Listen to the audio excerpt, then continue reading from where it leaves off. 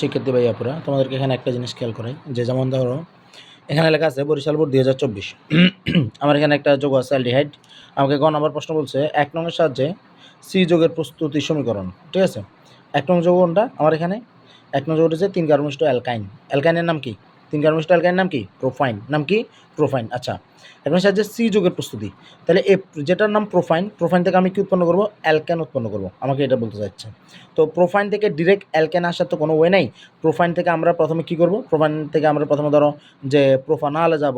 প্রোফানাল থেকে আমরা ধরো যে প্রোফানয়িক অ্যাসিডে যাব, তারপর ডিকার্বক্সিলেশন বিক্রিয়ার মাধ্যমে আমরা অ্যালকেন আসতে পারি।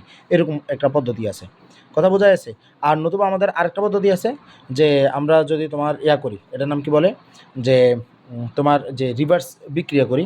রিভার্স বিক্রিয়ার মাধ্যমে সেটা কীরকম?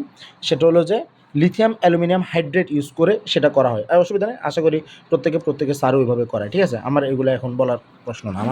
আমার কথা হলো যে এখানে তোমরা একটা জিনিস দেখো, সেটা হলো যে এই যে পানি যে আমরা দিব অ্যালকাইনে, পানি দিলে আমাদের অ্যালডিহাইড উৎপন্ন হয়। এখন এখানে কিটোনের কথা আছে।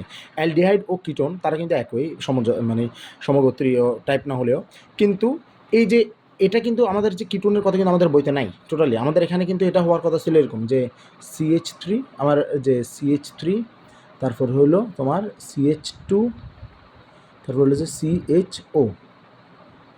কথা বোঝা যাচ্ছে? CH3 CH2 CHO এটা হওয়ার কথা ছিল, কিন্তু এখানে লিখছে এটা কি কী বলে যে প্রোফানন। কিন্তু আমার প্রোফানন কিন্তু এটা আমি বলতে পারবো না, আমার বইতে এটা নেই। আমার বইতে যা আছে আমি তাই বলতে পারবো।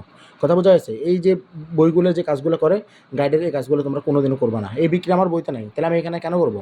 আমার বইতে নাই যেটা। কথা বোঝা যাচ্ছে? কোনোভাবেই কখনো NCDB সিলেবাসের বাইরে লিখবা না। বাইরে লিখলে নিজের পায়ে নিজে কোড়াল মারবা। কথা বোঝা যাচ্ছে? কোনোদিন এই কাজ করবে না। তোমার এখানে এই যে এটার নাম হলো প্রোফানালকে তুমি প্রোফানিক অ্যাসিডে নিয়ে যাও। তুমি জানো কীভাবে নিতে হয়।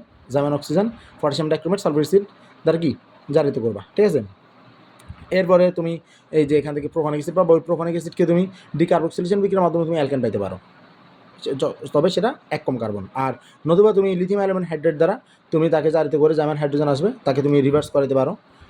রিভার্স করিয়ে তুমি ইয়াতে নিয়ে আসতে পারো। যেমন ধরো এই যে প্রোফানল যেটা আছে না, প্রোফানলকে তুমি রিভার্স করে তুমি ইয়াতে নিয়ে আসো, প্রোফানলে নিয়ে আসো অ্যালকোহল থেকে এবার তুমি ওই যে পানি সরা ফেললে তো অ্যালকিন, আর অ্যালকিন থেকে এবার তুমি 2টা হাইড্রোজেন দিয়ে দিলে এই নিকেল প্রভাবকের উপস্থিতি, তাহলে তুমি কী পাচ্ছ? তুমি এই অ্যালকাইন পাচ্ছ। ঠিক আছে, তুমি সেভাবে কার্বন রেখে তুমি কাজ করতে পারো। সুতরাং এই যে এদের এই যে ট্যাপ এগুলো করবা না।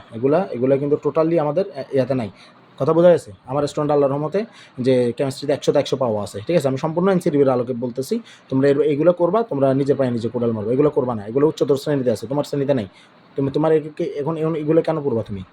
আসসালামু আলাইকুম ওয়া রাহমাতুল্লাহ।